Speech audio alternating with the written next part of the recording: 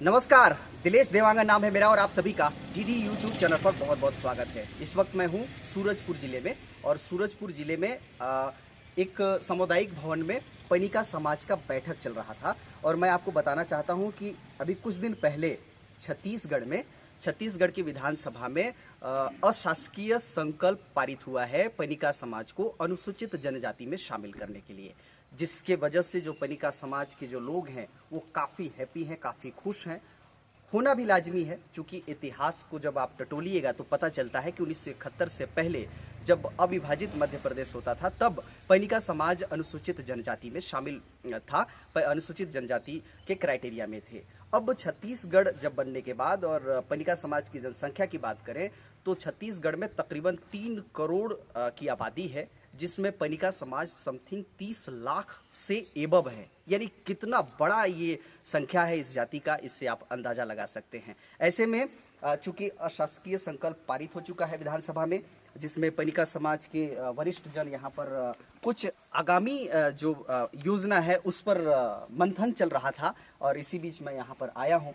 मैं जानने की कोशिश करूंगा कि ये कितने खुश हैं और अब जो तकरीबन 50 साल से ऊपर की जो मांगे थी वो उसका एक छोटा सा उपलब्धि, छोटा सा नहीं बड़ा उपलब्धि कह सकते हैं, क्योंकि विधानसभा में अशासकीय संकल्प पारित हो जाना ही बड़ी बात है। ऐसे में और क्या क्या प्रक्रियाएं हैं और उसको उन प्रक्रियाओं को गुजरने के लिए क्या कुछ करना होगा और कितना वक्त लग सकता है इसमें कि केंद्र को भेजा जाए और केंद्र इसको पास कर दे और पूर्णतः फिर से जो 50 साल पहले पनिका समाज यहाँ अनुसूचित जनजाति में होता था वो फिर से हो जाए। बहरहाल इन सामाजिक भीड़ में एक लौती ऐसी महिला हैं और महिला सबसे पहले उनको प्राथमिकता देते हुए कुछ सवालात मैं इनसे ही शुरू करता हूं। सबसे पहले बहुत बहुत स्वागत है मैम यूट्यूब चैनल पर। अपना छोटा सा परिचय देंगे और फिर मैं आपसे सवालात करूंगा। जी, मैं रामभाई देवांगन भैया थान से, क्षेत्र मेरा पड़ता है भटगांव क्रमांक 5। मैम मैं सबसे पहले तो आपसे यही पूछना चाहूँगा, चूँकि एक महिला हैं और महिलाओं के भीतर जब ये खबर आप तक पहुंची होगी कि विधानसभा में ये पास हो चुका है, हम अनुसूचित जनजाति के क्राइटेरिया में पहुंचने के लिए पहला जो बड़ा कदम है वो पूरा कर लिए हैं, महिलाओं के दिल में क्या है, महिलाएं क्या सोच रही हैं? महिला लोग बहुत खुश हैं। अगर आदिवासी के लिए हम लोग सन 71 से लड़ाई लड़ रहे हैं, हमारे पूर्वजों लोग, तो आज उनके नाती पोता बच्चे लोग भी लड़ रहे हैं। और अगर हमारी आदिवासी हम लोग हो जाते हैं तो बहुत सारी ऐसा है जो हमारे बच्चों का भविष्य बन सकता है। क्योंकि आप काफ़ी सीनियर भी हैं, मैं ये भी पक्ष आपसे जानना चाहूँगा, क्योंकि अभी लड़ाई बाकी है, अभी आप पूर्णतः नहीं कह सकते कि लड़ाई हमारा पूरा हो गया है। ऐसे में महिलाओं की भूमिका क्या होगी भविष्य में? महिलाओं की भूमिका में जैसे हम लोग को जहाँ भी हो अपने पनिका समाज में, अगर हमारे दादाजी लोग बोलते हैं, पूर्वज लोग बोलते हैं जाना है महिलाओं में, तो पूरी महिला टीम बना के जा। मेरा नाम बिहारी लाल कुलदीप है, ग्राम पंचायत पचिरा और जिला सूरजपुर में निवास करता हूँ और पनिका समाज शक्ति उत्थान समिति का वर्तमान में कोषाध्यक्ष हूँ। आप वरिष्ठ जनों की तमाम कोशिशों के बाद, इतने वर्षों की लड़ाई के बाद जब विधानसभा में ये पारित होता है, पास होता है, अशासकीय संकल्प पास होता है, इसके बाद आपकी उम्मीदें कितनी बढ़ी हुई हैं और ये राह अंतिम चरण तक पहुंचने के लिए कितना आसान है? अशासकीय संकल्प विनय जायसवाल के माध्यम से लाकर और उसमें प्रस्ताव पारित कर सभी ध्वनिमत से प्रस्ताव पारित किए। इसके लिए मैं पूरे विधानसभा के सदस्यों को बहुत बहुत बधाई, शुभकामनाएं दूंगा और उनसे आग्रह करूंगा, निवेदन करूंगा कि ये जो संकल्प पास है उसको जितना जल्दी हो सके केंद्र सरकार को भेजें, ताकि हमारी जो 52 वर्षों की लड़ाई है उसको हम सफलता अर्जित कर सकें। बिहारी जी, मैं थोड़ा सा आपसे ये भी जानना चाहूँगा, इस पहलू को भी जानना चाहूँगा, चूंकि आप राजनीतिक दल से हैं और वर्तमान सरकार के ही पार्टी से सरोकार रखते हैं, तो जाहिर है थोड़ी सी दायित्व तो आप पर बढ़ जाती है, सामाजिक रूप से भी और राजनीतिक दृष्टिकोण से भी। मुझे ये बताइए, चूंकि 2023 इलेक्शन का वक्त है, कभी कभी कुछ पार्टियां, इसमें पर्टिकुलर कांग्रेस को या बीजेपी को नहीं कह सकते, सभी पार्टियों की एक मंशा होती है राजनीतिक फायदे के लिए। ऐसे में एक कहीं सिर्फ जो 30 लाख की आबादी है पूरे छत्तीसगढ़ में पनिका समाज की, इस आबादी को अपने फेवर में शुरुआती एक लॉलीपॉप दिखाने जैसा तो नहीं होगा? क्या आगे की भी कदम राज्य सरकार उतनी मजबूती से उठाएगी जितनी मजबूती से विधानसभा में उठा था?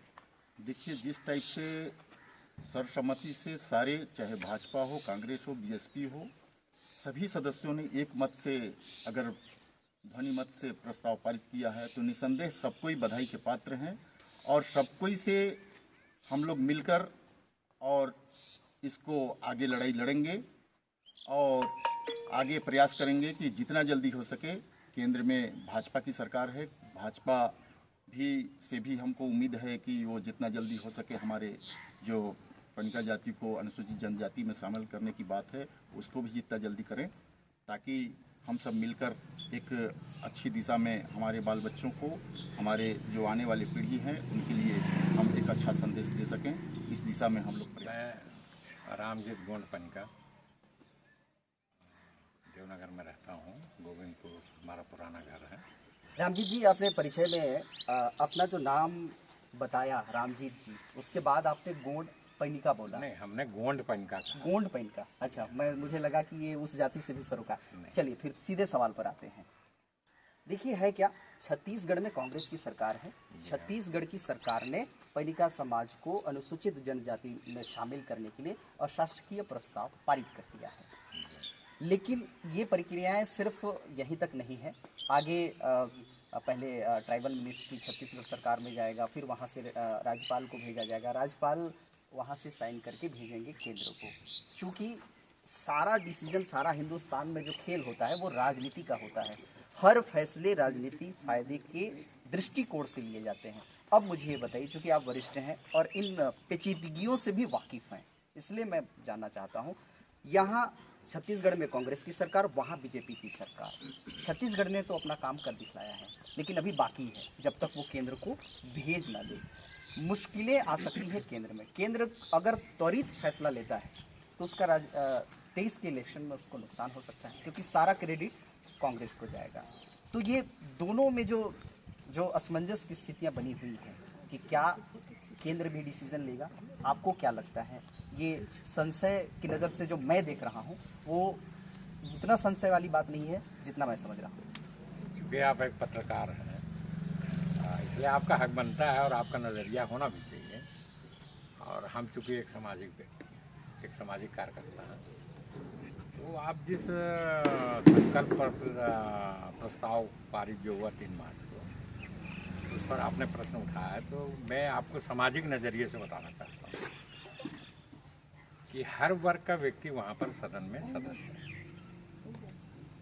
जो ऐसा जो हुआ कि कांग्रेस हो, बीजेपी हो, जोगी कांग्रेस हो, बसपा हो, कांग्रेस की गवर्नमेंट तो है, सबने अगर ध्वनि मत से प्रस्ताव पारित किया है, तो ये छत्तीसगढ़ की जीत है, पनिकों की जीत नहीं। छत्तीसगढ़ में सामाजिक समरसता बनी हुई है, इस बात को छत्तीसगढ़ के जो मुखिया हैं भूपेश बघेल जी, वो जानते हैं।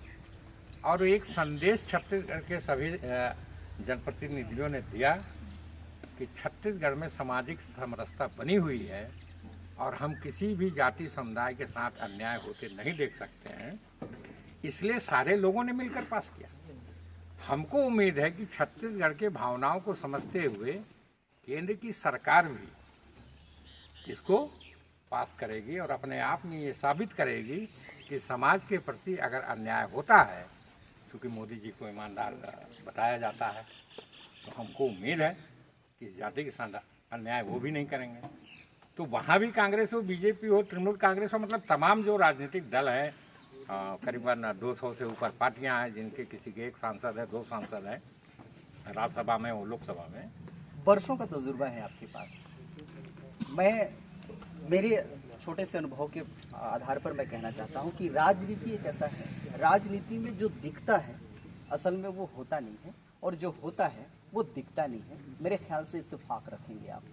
बिल्कुल। ऐसे में क्या लगता है, पूरी तरह से ऑनेस्ट है राज्य सरकार? हाँ जी, हाँ, बिल्कुल। इसलिए क्योंकि यहाँ राजनीतिक फायदा है या नुकसान का सवाल नहीं।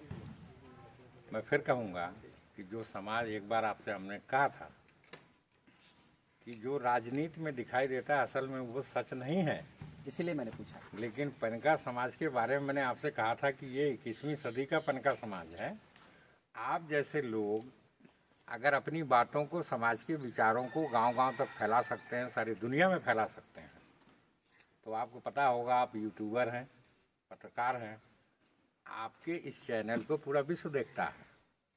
तो पूरे विश्व में आदिवासी बैठे हैं, पूरे विश्व में हर जाति बैठी है, और छत्तीसगढ़ में पनिका जाति जो कभी 71 से पहले आदिवासी थी, संविधान के किस अनुच्छेद में लिखा है कि आप उसकी जिंदगी बर्बाद कर दो, फिर जब इच्छा लगी तो आबाद कर दोगे। ये बात भी केंद्र सरकार को सोचना होगा, और राज्य सरकार तो सोच रही है, इसलिए जो है इसने पास किया, और पास किया तो पूर्ण बहुमत की गवर्नमेंट है, 71 इनके पास विधायक है।